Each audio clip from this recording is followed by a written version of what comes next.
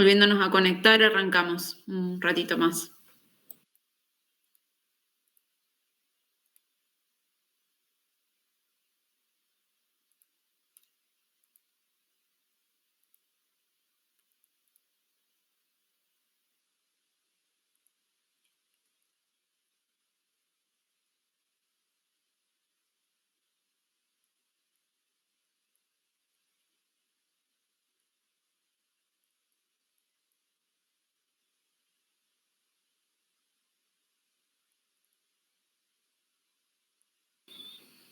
Profe, disculpe que la moleste, yo sé que no comenzamos. ¿Le puedo consultar algo? Sí, claro. Estábamos hablando en realidad con los compañeros porque yo sé que al principio de la cursada se dijo que no se guardaba nota y estaban en condiciones los del CIU.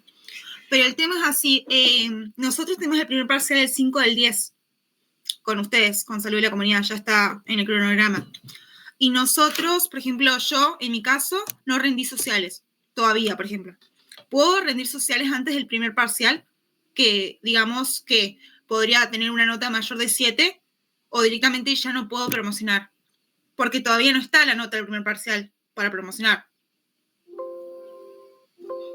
O no se puede, porque en el CIU solo te sale si sos regular o promocional, no te sale el porque nosotros ahora, yo por ejemplo en mi caso, estoy regular en el CIU de sociales, pero todavía nosotros no rendimos el primer parcial, que en el primer parcial se decide si nosotros podemos promocionar, que es el 5 del 10. No, de ustedes, de ustedes.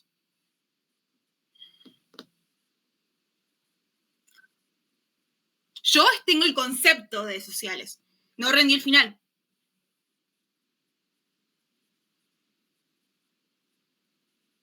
Sí, pero para promocionar la tengo que tener el final.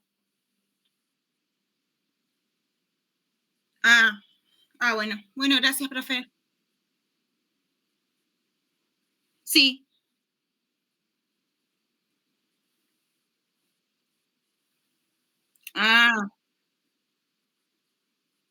Sí, la verdad que no sé cómo sería, si el CIU desde el principio sabe, la verdad que no tengo idea. Bueno, gracias, profe.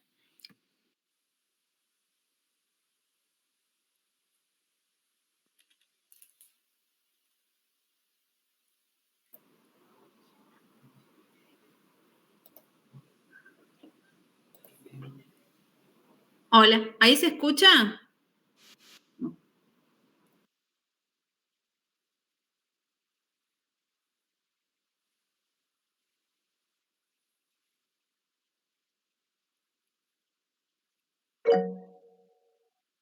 Ya, profe. Sí, profe, se escucha.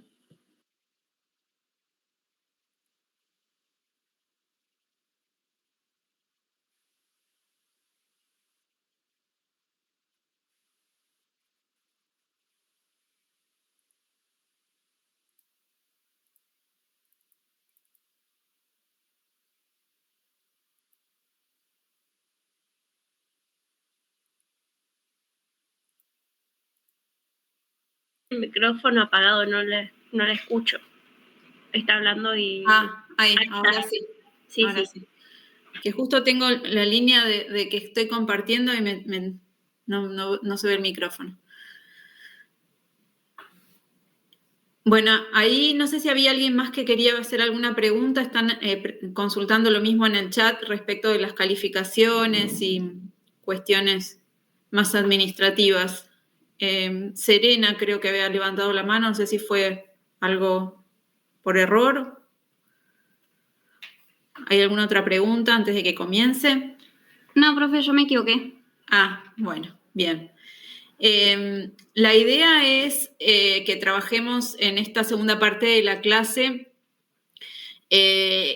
con la presentación de una parte de la unidad que tiene que ver con las familias. Por supuesto que es una unidad temática amplia que vamos a presentarla de manera introductoria y que va a tener después tiene su vinculación con atención primaria de la salud, por supuesto, y va a tener su vinculación con las unidades que van siguiendo. Ahí se ve la pantalla, yo estoy compartiendo, entiendo que si le hacen doble clic, ¿lo ven o no? Profe, yo le hago doble clic y no me deja verla, no me la amplía. No.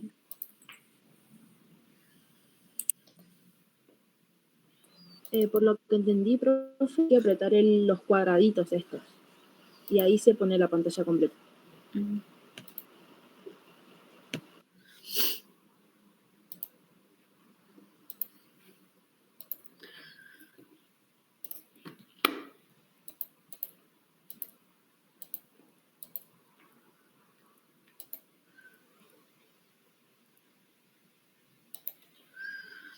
No sé por qué ahora me sacó directamente el PowerPoint que tenía.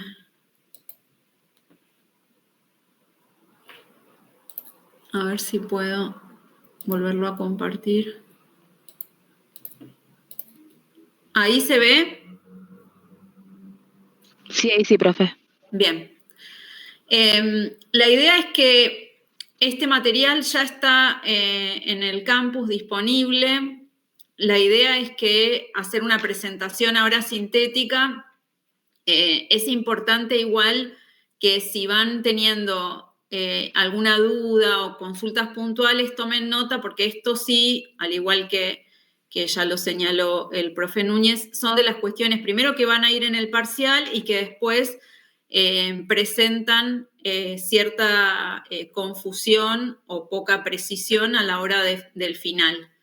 Así que vamos a hacer la presentación de este material y ustedes tienen que, por supuesto, ir a la bibliografía que está obligatoria y leer de ahí, y si les surge alguna duda, hacer las consultas correspondientes. Como bien les decía al comienzo, hay muchas definiciones de familia y depende qué disciplina esté definiéndola, va a presentar distintos esquemas o distintas dimensiones de análisis. Nosotros vamos a tomar la familia con una definición desde justamente la atención primaria de la salud. Podríamos hacer algún rastreo histórico, pensar la composición heteronormativa de la familia, pero no vamos a profundizar en cuestiones más del origen de la familia y la evolución en el tiempo, sino pensarla en términos concretos y en relación a la salud integral. Por lo tanto, la definición que vamos a estudiar, entre otras múltiples que pueden leer ustedes, es esto, como la que está presentada en este material, que la define como la unidad residencial o la unidad de convivencia más permanente. Amplía estos vínculos a los lazos sanguíneos, de parentesco, a lo que tiene que ver con la convivencia y el afecto. En términos de las ciencias, sí sería, o es la expectativa, es de que la familia provee la estructura potenciadora de la salud y potenciadora del proyecto de vida de los niños y las niñas que van creciendo en esos ámbitos, y lo mismo la protección de los adultos mayores y de los otros miembros de las familias.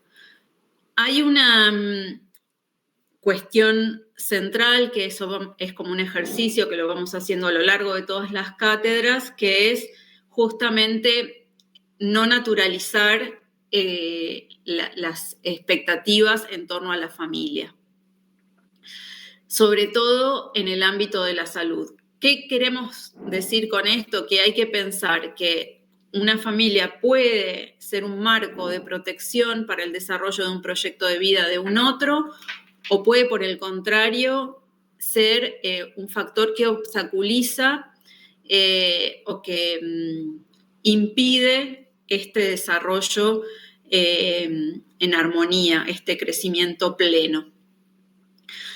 De ahí la importancia de ir como futuros profesionales de la salud, y ya desde este momento, porque ustedes van a salir al terreno, de empezar a pensar críticamente los vínculos y lo que se espera de cada relación vincular.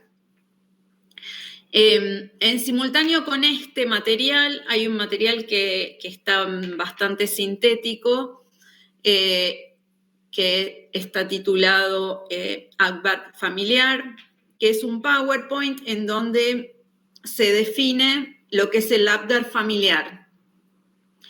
El ACBAR familiar es un instrumento, lo voy a hacer sintético, pero sí para hacer la referencia, para que ustedes vayan a leerlo.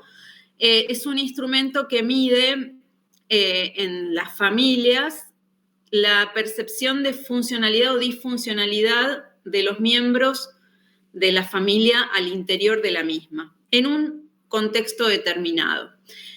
Ahí van a ver ciertos parámetros que son los que vamos a ir desarrollando a lo largo de toda esta clase, de estas expectativas en un determinado momento respecto de los cuidados de la salud integral de los miembros de la familia, ¿sí? Hay como una tríada que tenemos que pensar, en donde tenemos que pensar a la familia inserta. Es en el eje, digamos, poniendo en el centro lo que es salud integral de cada persona, de cada individuo, y por el otro lado el Estado, y por el otro lado la red de cuidados. Ahí es donde radica centralmente los aspectos que nosotros vamos a analizar desde familia.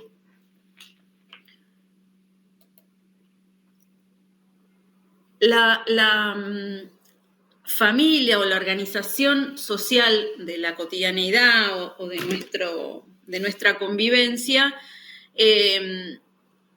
a partir del Estado moderno, de la creación del Estado moderno, se divide en producción y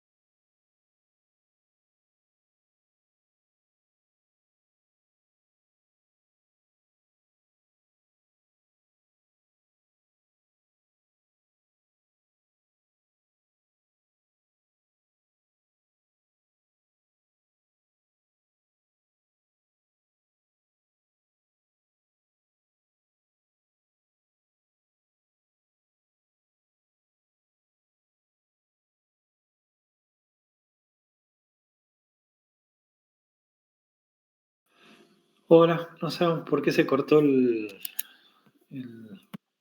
otro. Parece que Jitsi tiene un límite de 2 horas para transmitir. Ah, mira, no sabía. Bueno, ahora ahí le pasamos el link a la profe, ya sé. Ay, recién entré, no sé, me quedé hablando sola, no sé hasta dónde llegué, hasta dónde había alcanzado a presentar. Voy a volver a compartir. No sé, ¿hasta dónde se escuchó? ¿Alguien me puede indicar? Estabas hablando de las configuraciones familiares, fue 2 minutos antes de que te avisáramos.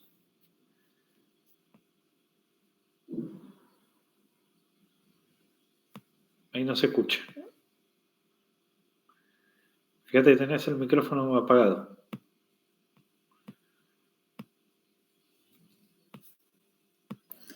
¿Ahí se ve? Ahí está.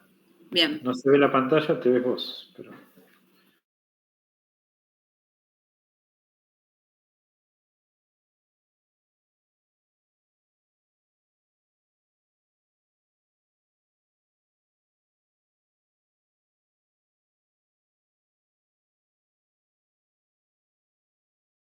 Quedó justo en esa diapositiva, profe.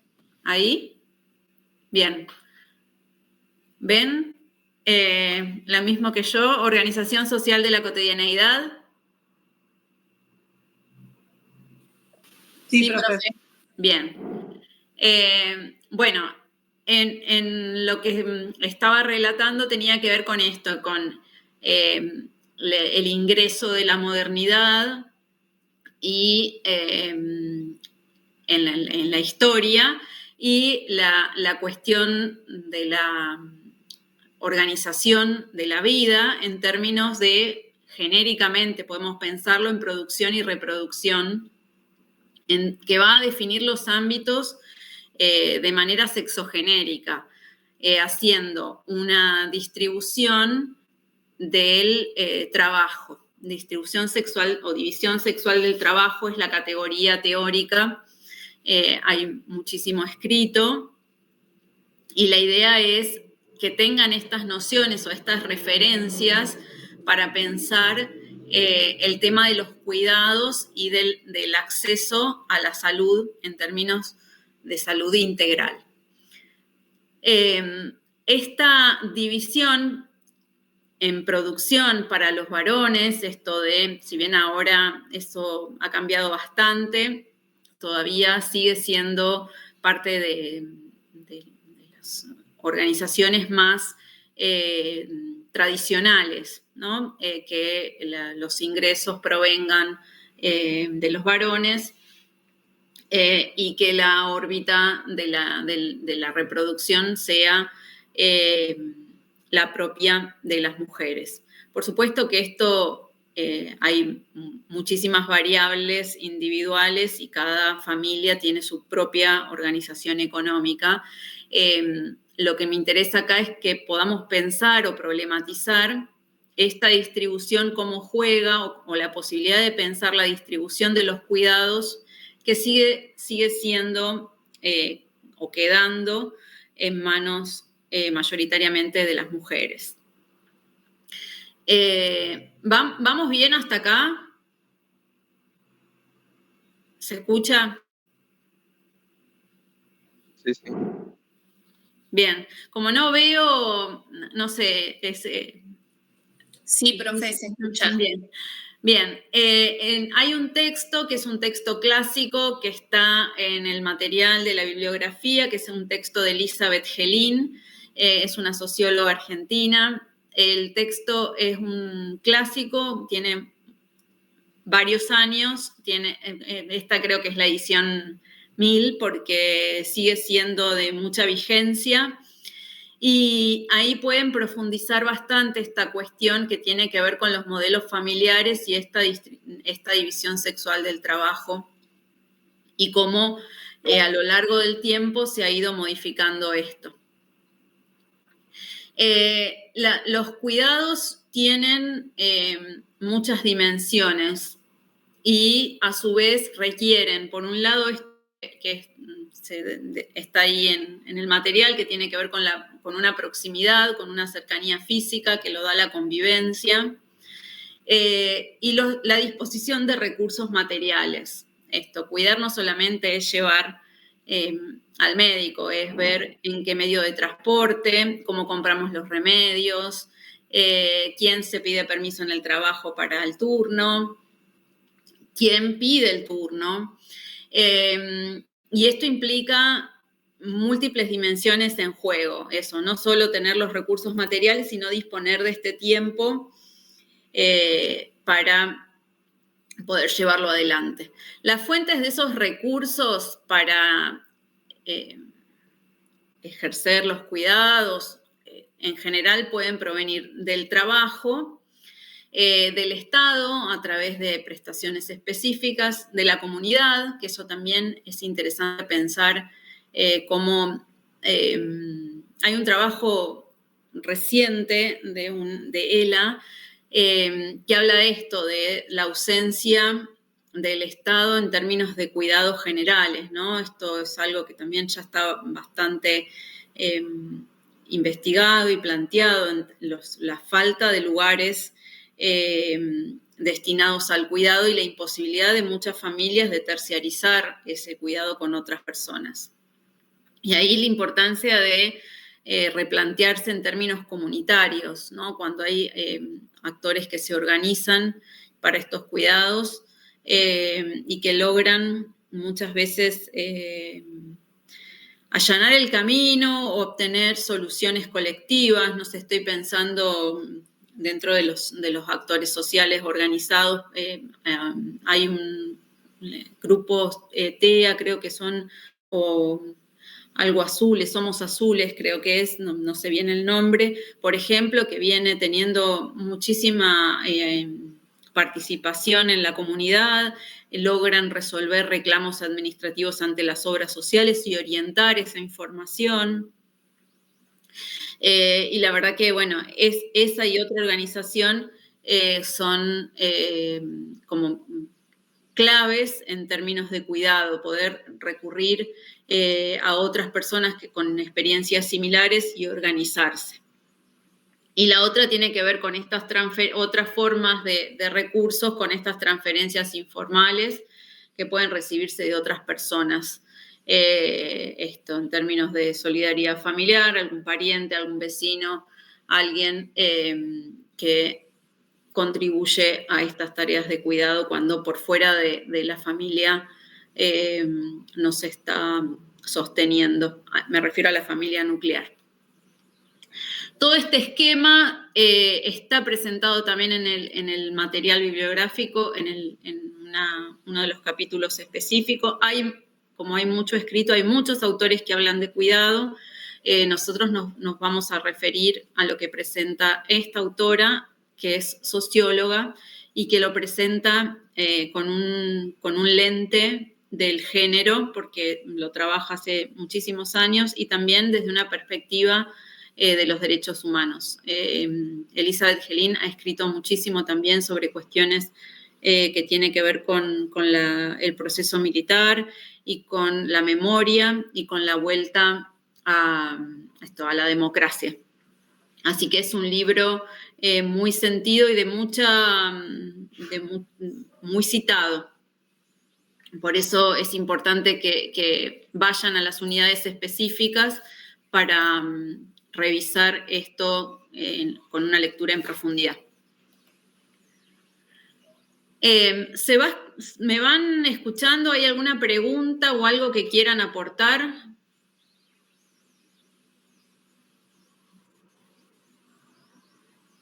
Hola. Hola. No, por ahora te estamos escuchando. ¿No? Bien.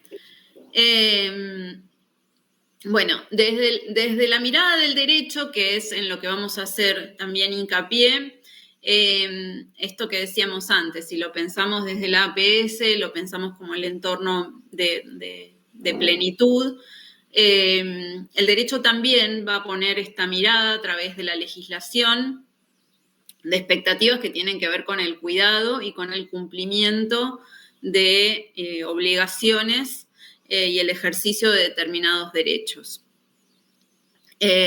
Ahí lo podemos pensar en términos de, ya no a partir de, no es es nuevo código, pero ya va a cumplir 10 años, en donde no se habla más de patria potestad, sino se habla de responsabilidad parental, que viene a ser nada más ni nada menos que estas obligaciones y derechos que tienen los progenitores sobre los niños. Los progenitores son padre y madre, que son los representantes legales en primer término cuando nacemos y hasta determinada edad.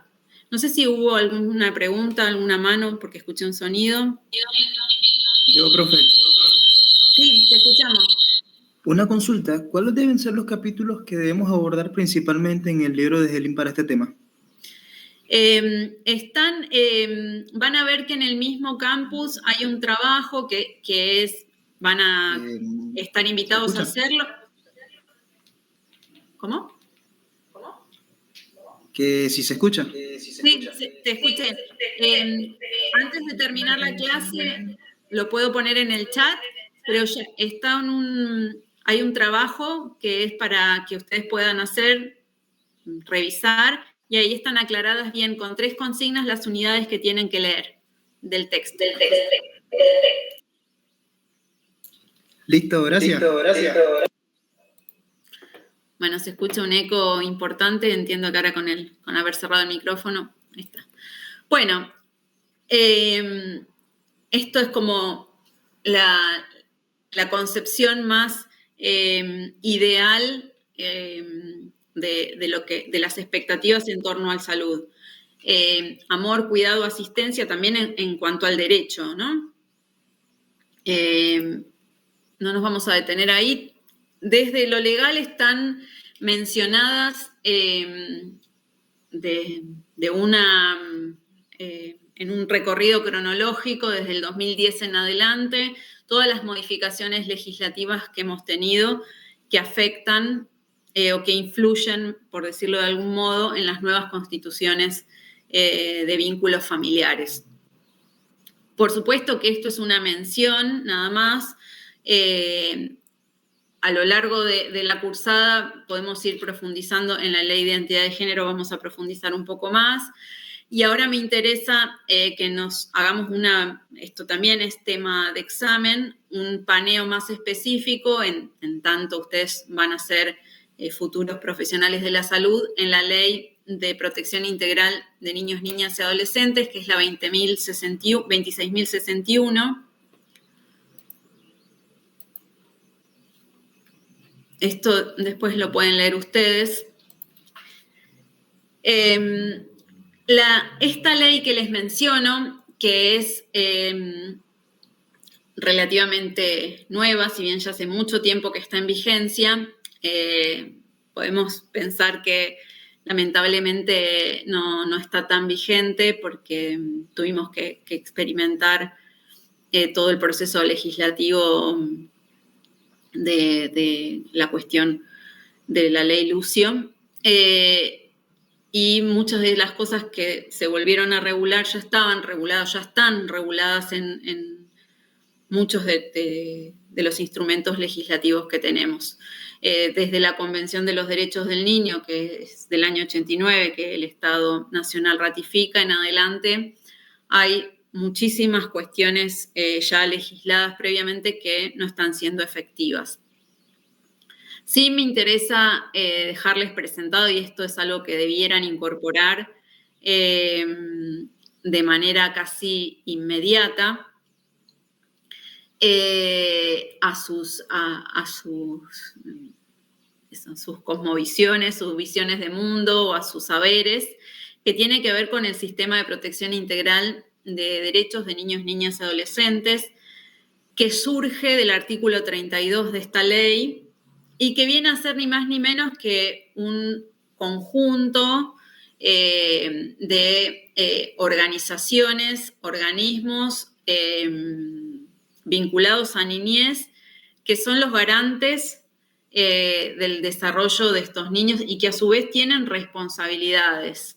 Es decir, podemos pensar que un profesional de la salud integra, si atiende familias, integra automáticamente este sistema de protección, junto con otros actores, por supuesto. La escuela, la POT, todos son agentes que integran este sistema y cuyas acciones, alarmas, digamos, articulaciones garantizan que este sistema funcione en pos de la protección de niños, niñas y adolescentes. No sé si me van siguiendo. Esta es la definición formal que surge del artículo.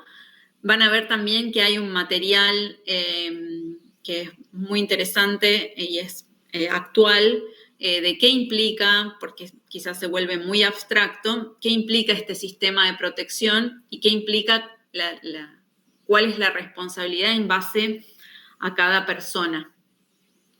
¿Me van siguiendo? ¿Se escucha? ¿Se entiende? ¿Preguntas?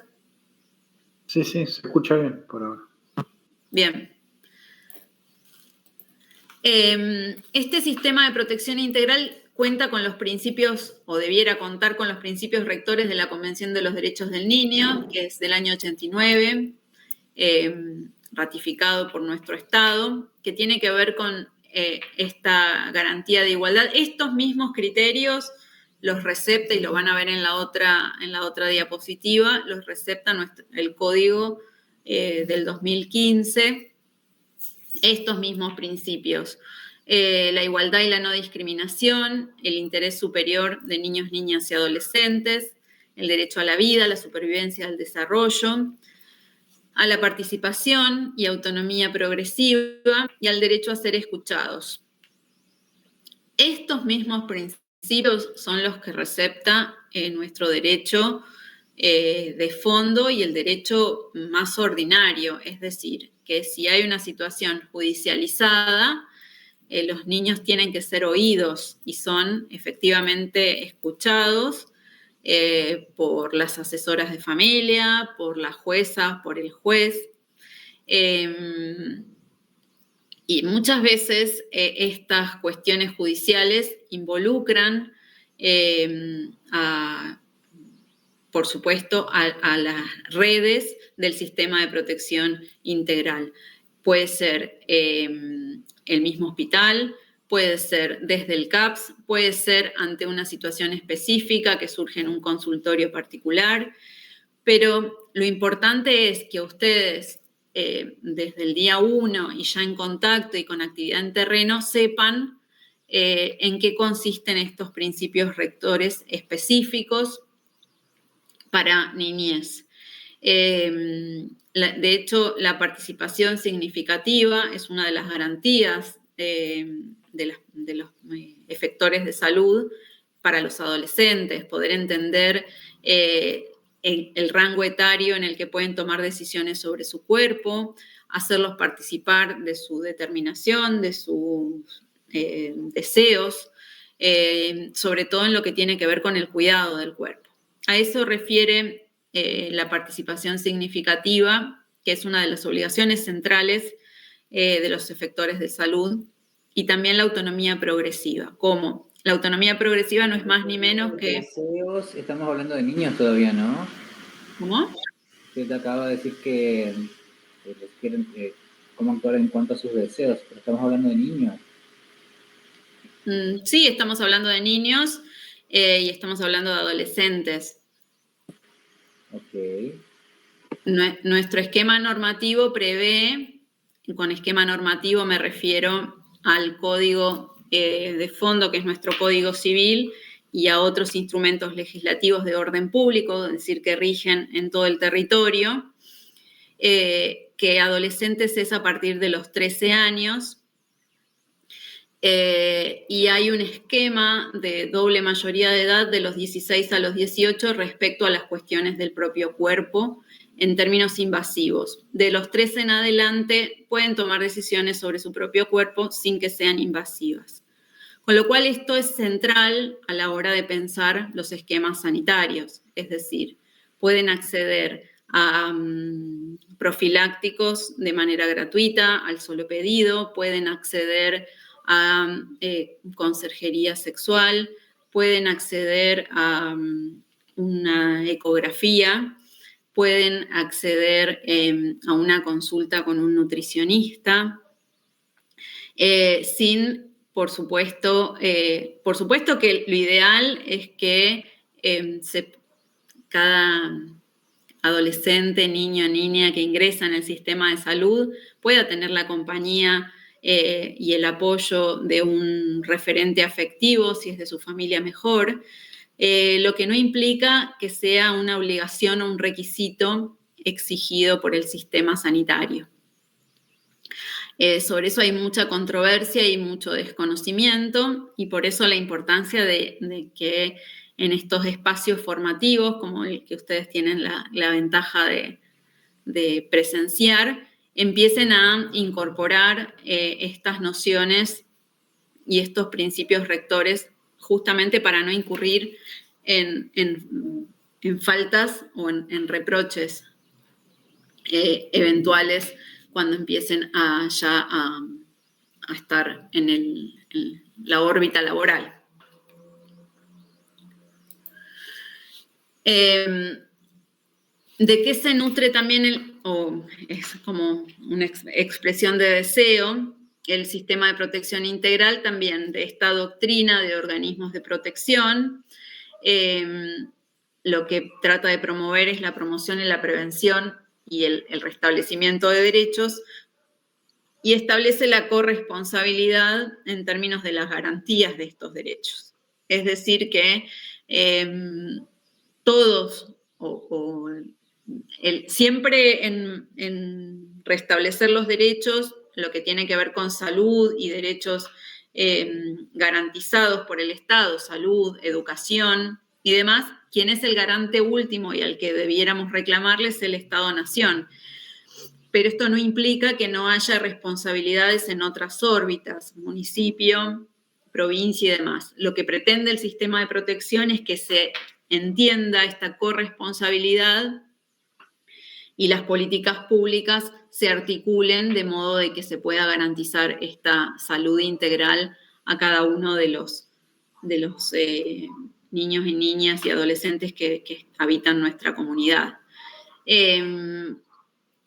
Bajado en términos más concretos, vamos a pensar una situación, de hecho el trabajo tiene que ver con eso, con pensar una situación judicializada que ingresa en la órbita de salud. Ahí el profe el profe Núñez o Gabriel también. Esto ingresa a la esfera de salud. Entonces, desde el Poder Judicial indican que después del equipo técnico interdisciplinario y demás, indican terapia, que comience un espacio terapéutico el niño por distintas cuestiones. ¿Qué sucede ahí? Esta familia no tiene obra social, termina ingresando a una lista de espera de un profesional de la salud. Ahí queda supeditado un proceso judicial a esta cuestión de la salud. Van a tener que, ustedes quizás les llega esa misma cuestión en un control pediátrico, en un informe que les pueden solicitar también respecto de esta evolución en términos de familia, y automáticamente empieza a estar involucrado esto que decíamos, familia, Estado y salud integral. De ahí la importancia de conocer cómo juega el sistema de protección y nuestras responsabilidades en términos de considerar a los niños, niñas, adolescentes como sujetos de derecho, igual que un adulto. ¿Vamos bien? ¿Hay alguna duda? ¿Se escucha? Sí, se escucha bien. Bien. Bueno, esto es bien jurídico y es así esquemático para pensar las modificaciones que tienen este impacto en ambas dimensiones, ¿no? Esto es las nuevas formas familiares que trae la modificación del código. Las principales tienen que ver con la incorporación de las uniones convivenciales, con eliminar el deber de cohabitación, y que la impotencia sexual sea una causal de nulidad del matrimonio. Las cuestiones que tienen que ver con la oficiosidad de los procesos de familia. Justamente estamos en una situación muy adversa, hay muchísimos reclamos, no sé si han visto, pero ya está bastante público, pero nuestra oficina de gestión unificada, el fuero de familia, los juzgados de familia que ahora funcionan como oficina, están teniendo demoras para procesos que deben ser sumarísimos, es decir, muy breve, de 6 a 4 meses, para eso, un proceso de alimentos, un proceso de oficio. Así que hay muchísimos reclamos en torno a eso. Pero legislado está en nuestro código de fondo y esta tutela judicial efectiva que se supone que los jueces de familia son los principales garantes de eso. Lo mismo, la cuestión de la fidelidad pasa a ser un deber moral, no una cuestión que pueda ser reproche jurídico. Se incorporan también las convenciones prematrimoniales. Lo mismo, respecto de esto de nuevas formas familiares y como suplemento de esto que planteábamos al inicio, de la división sexual del trabajo, se incorpora el reconocimiento, aunque es muy difícil de probar en la práctica y muy difícil de lograr una valorización directa del trabajo en el hogar. Se incorporan las compensaciones económicas, tanto en el divorcio como en la unión convivencial. Se eliminan las causales de los divorcios. Esto ya no se habla más de patria potestad ni de tenencia, a pesar de que lo seguimos escuchando en las radios. Se habla de responsabilidad parental y de cuidados personales respecto de los hijos e hijas. Se establece esta cuestión de la igualdad en los progenitores en términos de eso, de con quién pueden convivir los hijos y demás. Y algo que mencionábamos en términos de corresponsabilidad, se establece esta coparentalidad en donde se supone que ambos progenitores son responsables en igual término de esta crianza. Respecto de las composiciones de familias distintas, ensambladas o monoparentales, se incluye los que son los progenitores afín, que son figuras también que han venido a suplir y a darle entidad a estos progenitores que responden en las familias ensambladas. Se crea lo que es la guarda a los parientes. Esto también forma parte de la solidaridad familiar, pero abunda muchísimo en los circuitos, tíos, tías, abuelos, abuelas que incorporan a sus nietos o sus sobrinos en las obras sociales para que tengan los cuidados y que están a cargo de esos cuidados. El parentesco afín y socioafectivo, y lo que tiene que ver con la afiliación por técnicas de reproducción humana asistida, aunque ahí también hay bastante por legislar. Pero bueno, en algún sentido ya tiene unos cuantos años este código y mucha jurisprudencia controvertida. Pero bueno, lo cierto es que progresivamente vamos incorporando estas nuevas formas familiares y dotándolas de entidad y de un marco legislativo. Voy a dejar de compartir.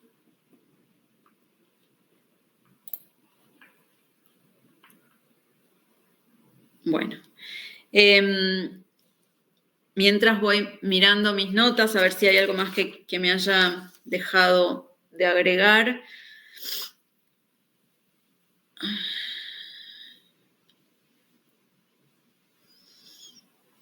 Bueno, eso, básicamente creo que está presentado lo principal que tiene que ver con esto. Hablamos de las familias en términos plurales justamente por esta composición heterogénea.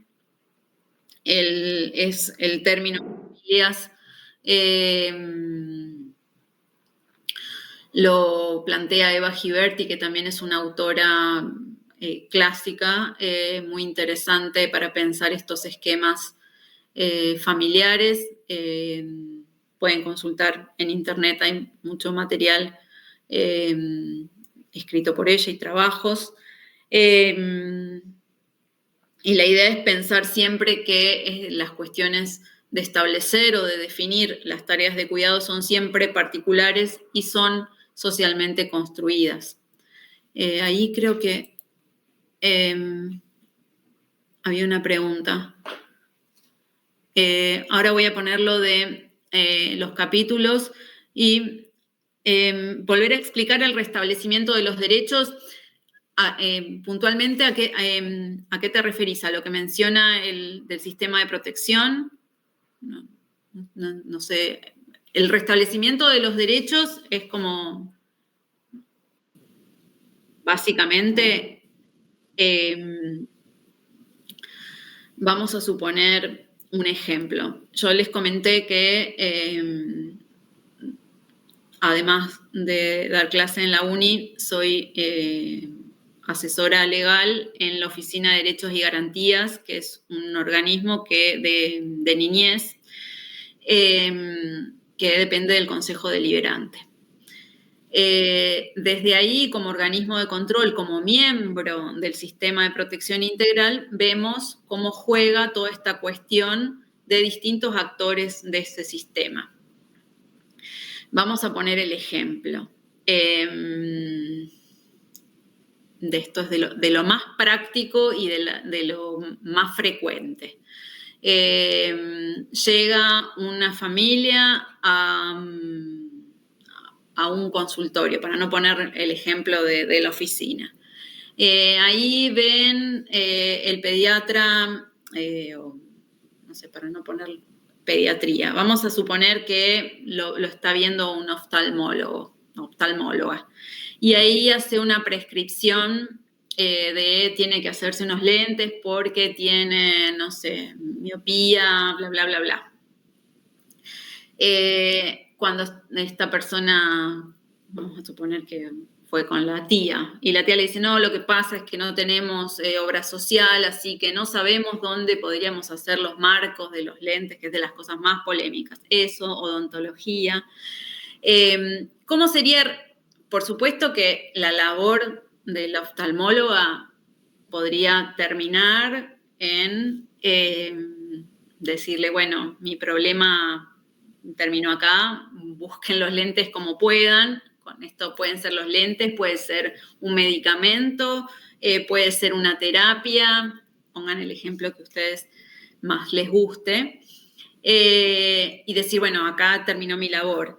O puede bien decir, este niño tiene que tener sus lentes porque necesita acceder a educación, necesita mirar el pizarrón y ver qué copiar, necesita poder hacer actividad física con seguridad.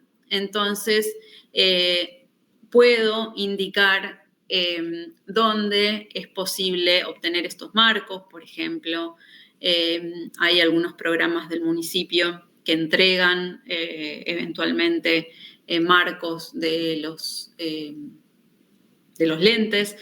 Puede derivar a un organismo de estos de niñez de control para que gestione ante la órbita pública estos lentes, cómo conseguirlos, o bien lo mismo si es la obra social quien no se los reconoce.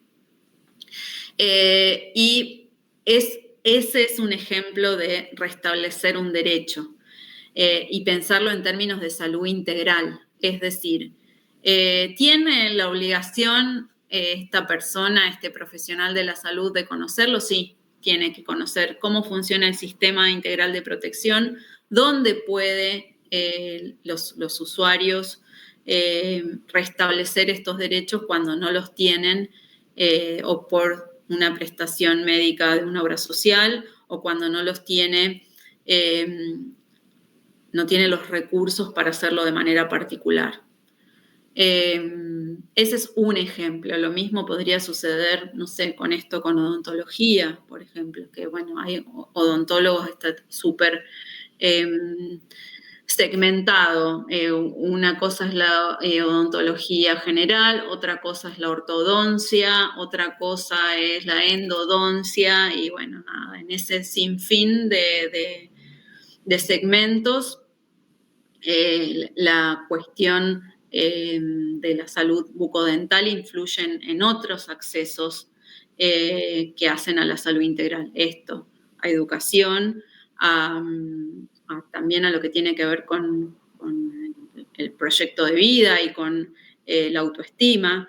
Y ahí es donde entra a jugar el sistema de protección y los roles de cada uno. Por supuesto que elegí ejemplos de los más frecuentes y los no tan complejos o tan sensibles de presentar, pero podríamos pensar también que restablecer un derecho es eso, es ver qué sucede detrás de las cuestiones alimentarias o de asistencia alimentaria cuando alguien no puede acceder, cuando algún niño no puede acceder a los recursos que necesita, cuando hay un miembro de la familia que necesita justamente tramitar una guarda para poder acompañar al colegio o para tener la cuestión de los cuidados mucho más resueltos. Todas esas son cuestiones que van incorporándose en la esfera de la salud y que involucran las responsabilidades o las corresponsabilidades en el marco del sistema de protección integral. No sé si respondí, Leo, la pregunta o apuntabas a otra cosa. Bien. No sé si los profes quieren aportar algo porque también tienen mucha más experiencia de la que puedo tener yo en esta cuestión. Denme un segundito, justo me están llamando. Si hay alguna pregunta que quieran hacer, algún comentario, algo que no haya quedado claro, que quieran que repasemos. Los escucho.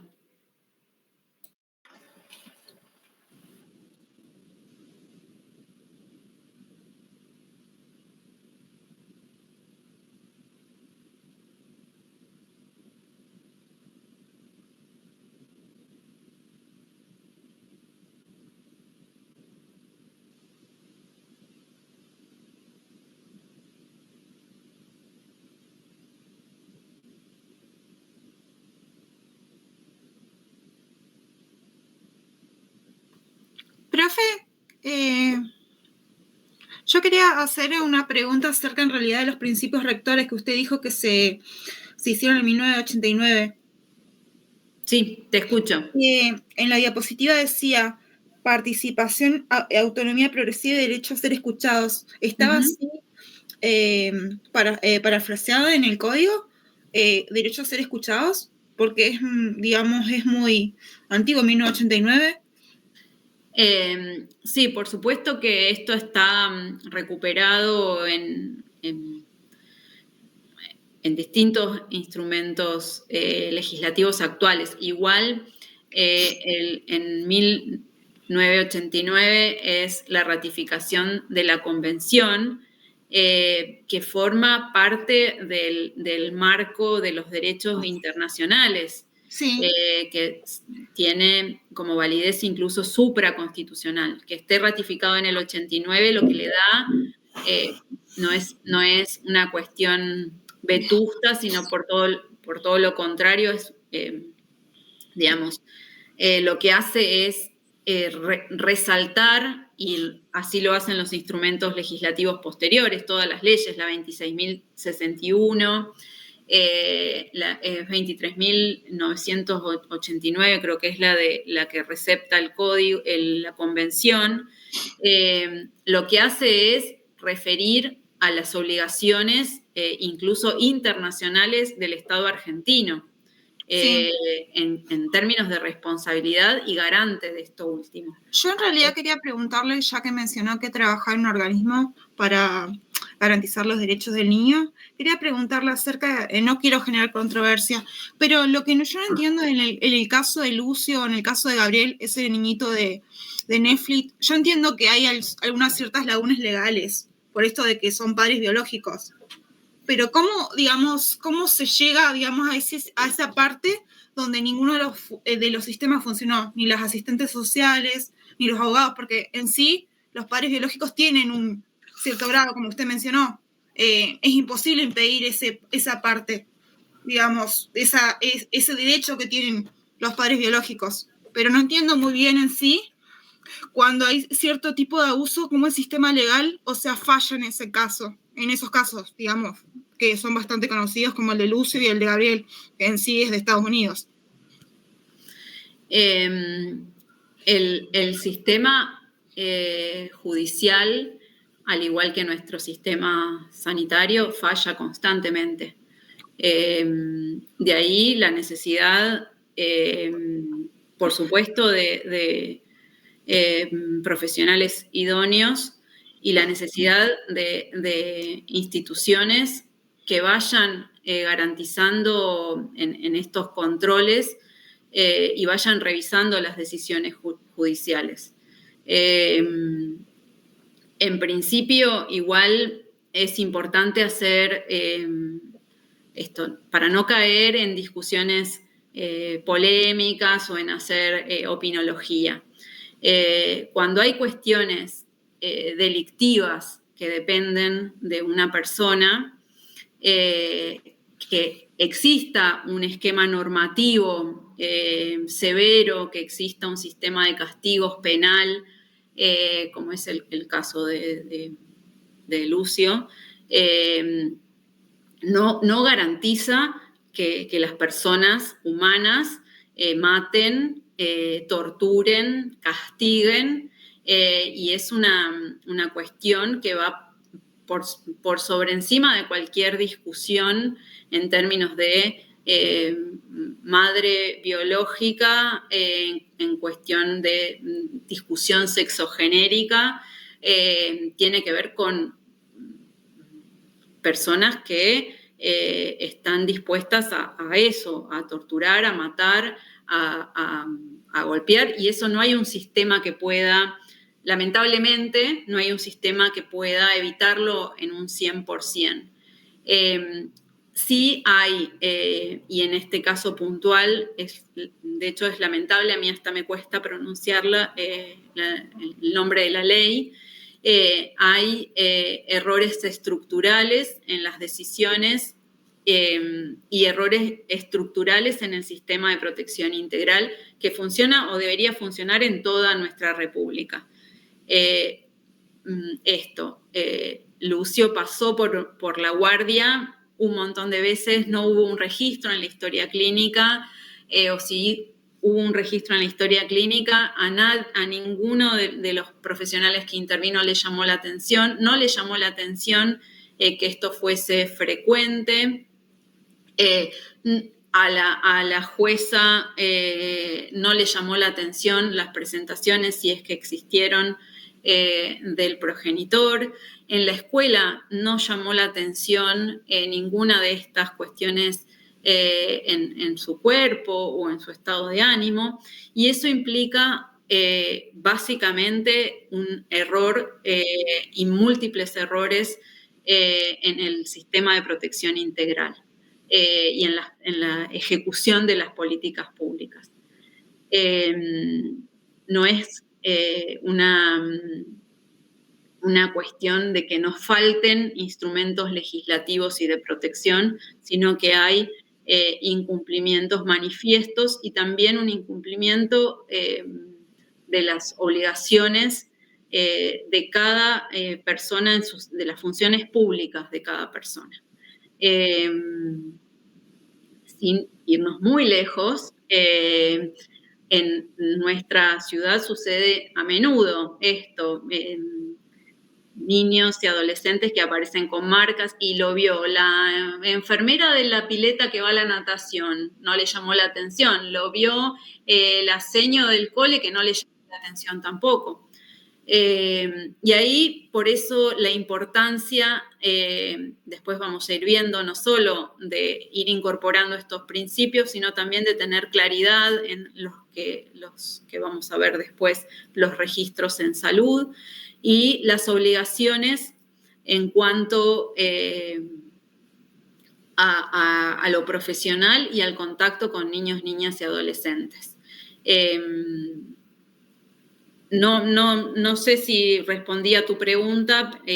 No, sí, respondió a mi pregunta perfectamente, profe. En sí es porque en realidad los dos casos son conmovedores, porque en sí, yo entiendo lo que usted dice, que el sistema está organizado, pero en realidad hay fallas, digamos, en las personas, ¿vio? Pero es como que en realidad el sistema en cualquier momento puede fallar, porque, por ejemplo, en el caso de Gabriel, varias trabajadores sociales, pero es como que muchas veces no puedes hacer y es como que está todo dividido y no podían acercarse a ver, digamos, cada una y, digamos, complementar, digamos, y decir, bueno, este chico tenía esto. Es como que está dividido a veces el sistema para poder llegar a, digamos, a la persona. Es como que es complicado ese tema. Más allá de que en realidad haya herramientas, es como que, por eso digo que sigue sucediendo y usted, como dice, puede haber fallas. Si fuéramos autónomos, el sistema funcionaría bien, pero como no, pasa esto. Pero no podemos ser autónomos, porque es integral o no. Funciona así, el sistema te dice tenés que hacer esto, esto y esto. Si no haces esto, esto y esto, no pasa esto, esto y esto. Entonces nos trata como si nosotros no sintiéramos. Es complicado porque para mí se necesitan varios efectores de salud, pero es muy complicado trabajar en conjunto. Pero se necesitan varios, porque si no, no podríamos hacerlo. Sí, se necesitan redes y se necesita formación. En principio, esto es propio de la experiencia, hay mucho desconocimiento y hay mucho desconocimiento de las obligaciones y de los marcos normativos vigentes. La posibilidad de considerar a niños, niñas, adolescentes como sujetos de derecho todavía sigue siendo un tema de bastante resistencia para los profesionales de la salud. Entender que la presencia adulta no es obligatoria en algunos casos, entender eso, el respeto y el conocimiento, básicamente, lo mismo que las cuestiones que tienen que ver con las obligaciones en el marco del sistema de protección integral. Sí, profe.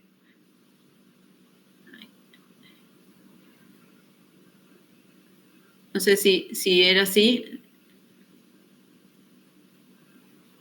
Hola. Hola, que Gabriel creo que quería hablar. Sí, pero no sé si se escuchó, ¿me escuchó? Bueno, perdón, que me habían llamado y tenía que atender. Yo lo que quería decir es que todo esto que venías planteando, para nosotros la familia es uno de los ejes que... Ahí está. ¿Ahí se escucha o no? No se escucha.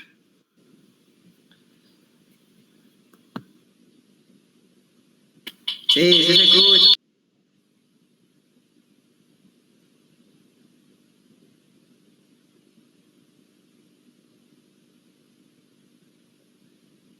Bueno, no sé. No, le decía que uno de la familia es uno de los ejes y criterios de salud, ¿sí? El punto es este: la familia puede ser uno de los factores de protección o puede ser uno de los factores de riesgo. Con esto que veníamos hablando hoy de prevención, promoción, es uno de los ejes, y todo lo que trabajamos sobre familia va en este sentido, ¿no? ¿Cuál es el lugar de la familia en relación a la salud? A ver, Gaby, ¿ahora? No se escucha. No sé por qué, pero no se escucha. Y a ver si bajamos esto. El punto es este: hay toda una cuestión sobre lo que falla. Y lo cierto es que siempre en relación al humano falla, ¿no? Sobre esto del caso del UCE y todo lo demás, y las instituciones, por mejor que funcionen, hay una falla. El tema es que, bueno, a ver qué tipo de fallas se permiten y qué no se permiten.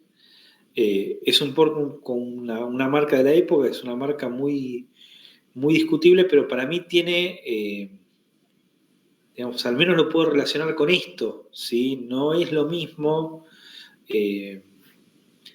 como lo planteamos esto de la prevención ambiental, no es lo mismo cuando una ley es interiorizada por parte de la comunidad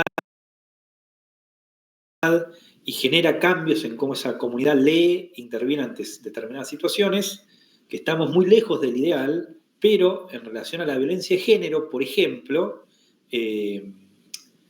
a mí me pasó algo, recién me acaba de pasar. Estaba entrando a mi casa, ¿sí? Y acá enfrente del hospital había una pareja que de golpe la mujer se puso a gritar, ¿no? Y todo el mundo que estaba en la calle frenó lo que estaba haciendo, se detuvo y empezó a mirar con atención a ver qué era lo que estaba pasando. Estaban haciendo un chiste, digamos, lo que al principio parecía que era una situación de una pelea, en realidad no lo era, estaba todo bien, ¿no? Y así como que todo el mundo siguió con lo que venía haciendo previamente. Pero digo, creo que así como hoy no se puede prender un cigarrillo en un ámbito privado, la sociedad, estamos muy lejos de que esto sea como sea, pero hay un cambio a cómo se leía lo mismo hace 10 años atrás, ¿sí? Hace 10 años atrás había una pareja discutiendo en la calle y nadie se daba vuelta. No es simplemente porque alguien levantara la voz en la calle, digamos, podía pasar una escena de violencia muy, muy evidente y nadie intervenía, ¿no? Lo que se decía era: no te metas, son cosas de pareja, queda entre ellos, digamos, ellos se arreglan, todas cuestiones así, que no digo que el cambio paradigmático esté instalado, pero un fenómeno se empieza a leer desde otro lugar. Ahora, no hay nada más eficaz que no es esperar que las instituciones funcionen, porque las instituciones nunca van a alcanzar a garantizar que las cosas funcionen. Otra cosa es cuando esto se interioriza y el control forma parte de todos, no solamente pidiendo que alguien haga algo, sino interviniendo de otro lugar. Me parece que es por ahí la cosa. Sí, y eso es central a la hora de pensar las instituciones y las instituciones públicas, que en general terminan siendo esto. Hay un texto muy interesante de O'Donnell que plantea que básicamente las instituciones son distintas caras del Estado y que están esas acciones que representan las políticas públicas, en definitiva, están concentradas en personas que toman decisiones y que llevan adelante o representan al Estado de determinado modo. Y en general esos ámbitos son comunes, es decir, muchas veces mismo con que uno lo sepa y lo transmita, transforma el equipo de trabajo. Es decir, esto yo no lo tenía en cuenta, hagámoslo así, o pensémoslo, esta situación puntual articulemos con este organismo que lo puede resolver, o cómo, no sé, en términos, por ejemplo, esto que hablábamos de prestaciones, otro de los grandes temas es discapacidad. Bueno, uno no tiene por qué conocer todo el trasfondo jurídico detrás de las prestaciones de discapacidad, pero puede decir, yo sé que si se presenta en determinado lugar una cuestión de un acceso a una determinada prótesis, lo puede trabajar con la Defensoría provincial o lo puede trabajar con la Defensoría nacional o puede ir a la Dirección de Discapacidad a ver si pueden obtener esa prestación. Todo eso forma parte de un conocimiento que también se pone a jugar en las intervenciones y en las obligaciones como funcionarios públicos, en definitiva. Y ahí hay muchos controles, desde los ejercidos por los propios compañeros y compañeras de trabajo, y revisar la conciencia sobre la propia práctica, que implica esto, decir, bueno, de esto no entiendo nada, pero estoy todo el tiempo trabajando con me dedico a familia y no tengo idea de cómo funcionan este sistema de protección en términos de derechos de niños. Decir, bueno, es algo que es una obligación personal tener en cuenta. Y ahí sí es donde se ven quizás los mayores obstáculos. Y no es solamente para digamos, demonizar. Hay muchos integrantes del sistema, hay un montón de docentes y un montón de PODs súper comprometidos que van excediendo sus labores y que van ofreciendo alternativas para acompañar a distintas trayectorias. Hay un montón de profesionales de la salud que se comprometen.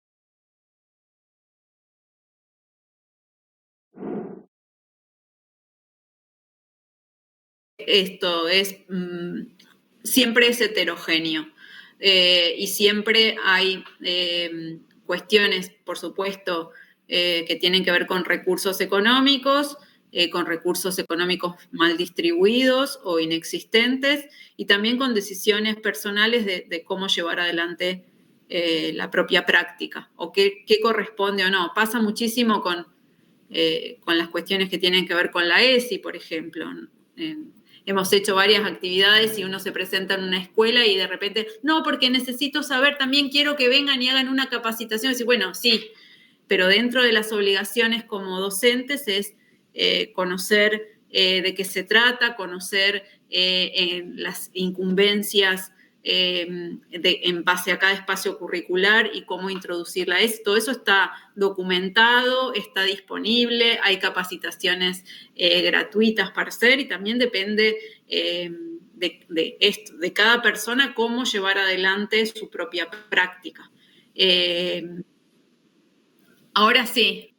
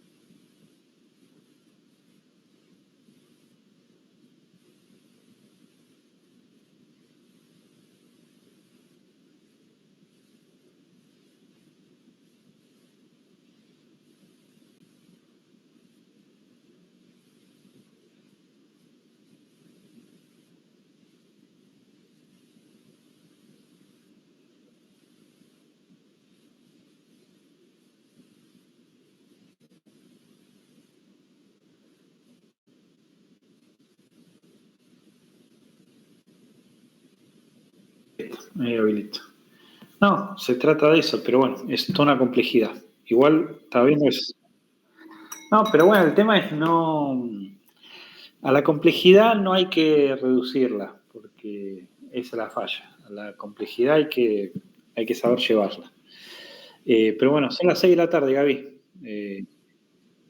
Mm.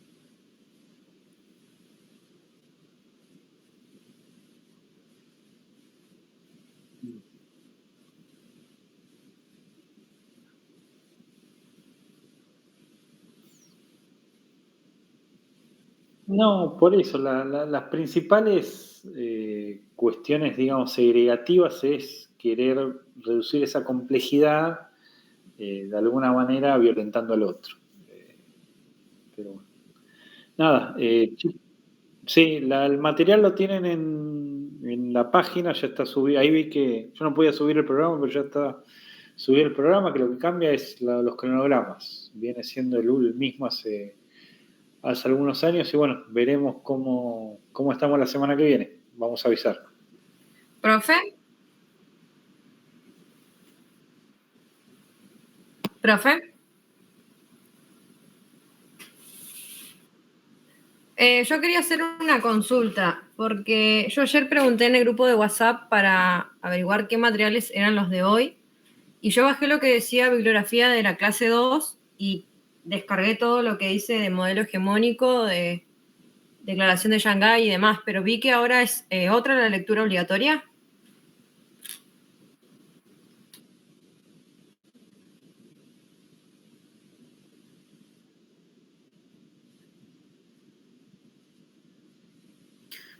Para familias hay...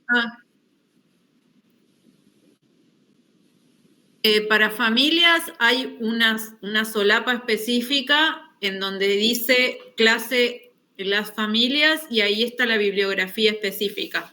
Está actualizada.